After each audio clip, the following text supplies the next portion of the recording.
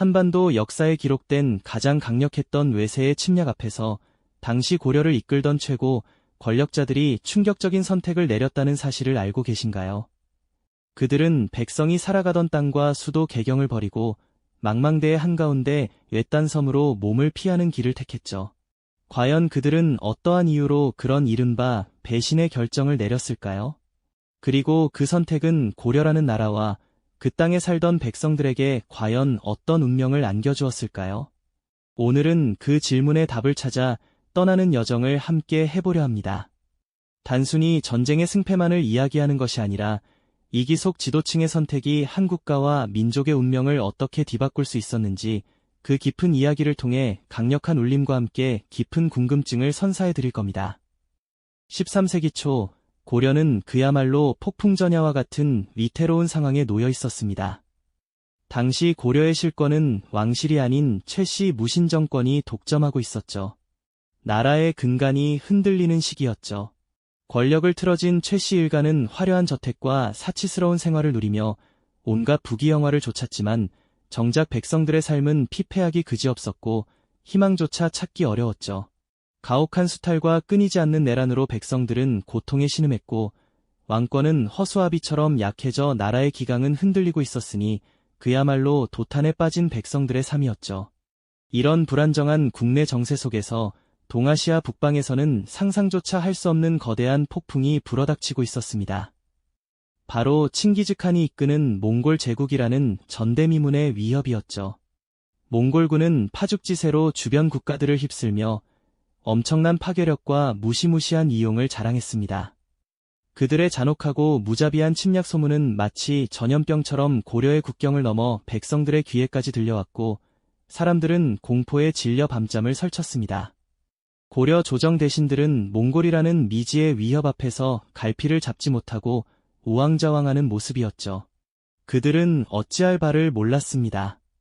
일부는 싸워야 한다고 주장했지만 또 다른 이들은 화친을 통해 이 길을 모면해야 한다고 맞섰으니 의견이 첨예하게 대립했죠. 분열된 의견 속에서 고려는 효과적인 방어태세를 갖추지 못했고 결국 몽골군의 거대한 침략을 막아낼 준비가 전혀 되어 있지 않았습니다. 마침내 1231년 몽골군은 압록강을 넘어 고려의 국경을 유린하기 시작했습니다. 그들의 진격은 물밀듯이 빨랐고 고려의 성들은 속절없이 무너져 내렸습니다. 백성들의 삶의 터전은 불타 없어졌고 수많은 사람들이 죽거나 노예로 끌려가는 비극이 벌어졌죠.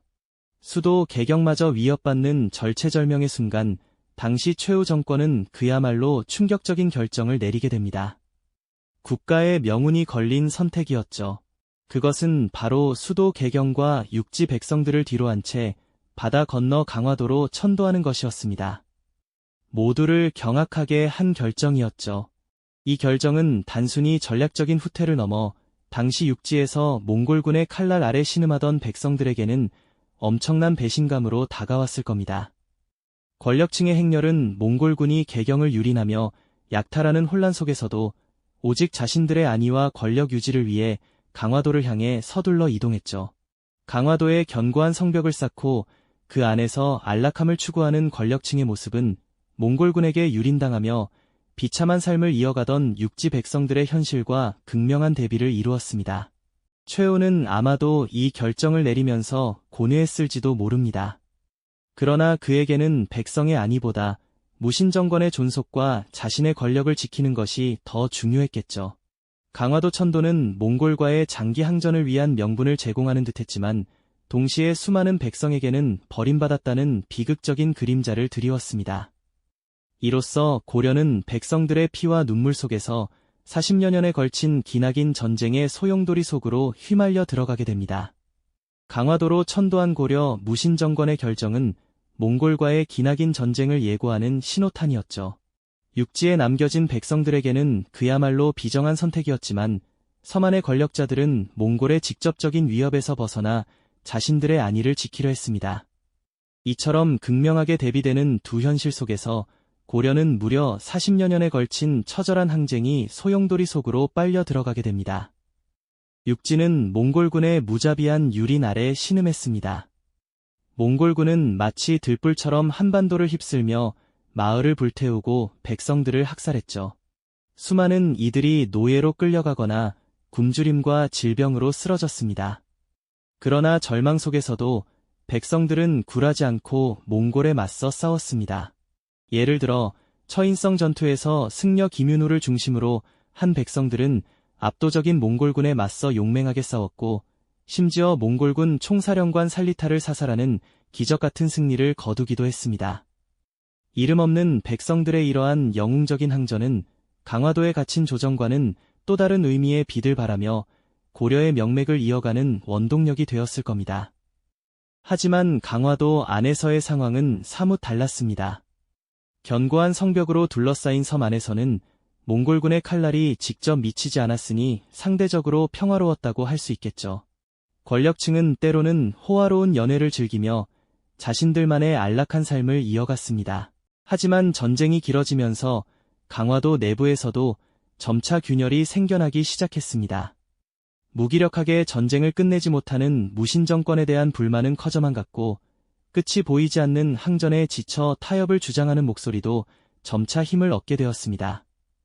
지도층 사이에서는 강경론과 화칠론이 첨예하게 대립하며 혼란을 가중시켰죠. 백성들의 피로와 고통은 섬 안의 사람들에게까지 서서히 스며들었을 것입니다. 결국 40여 년의 기나긴 전쟁은 무신 정권의 몰락이라는 비극적인 전환점을 맞이합니다. 최씨 정권의 마지막 실권자였던 최이는 자신의 친족에 의해 암살당하며 그들의 100년 가까운 지배는 허무하게 막을 내리게 되죠. 이는 몽골과의 항전을 주도했던 무신 정권 시대가 끝났음을 의미했습니다. 이제 조정의 주도권은 문신 세력에게로 넘어갔고, 이들은 더 이상 전쟁을 지속할 수 없다는 현실적인 판단 아래 몽골과의 화의를 적극적으로 추진했습니다. 오랜 전쟁으로 피폐해진 고려의 형편을 생각하면 어쩌면 당연한 수순이었을까요?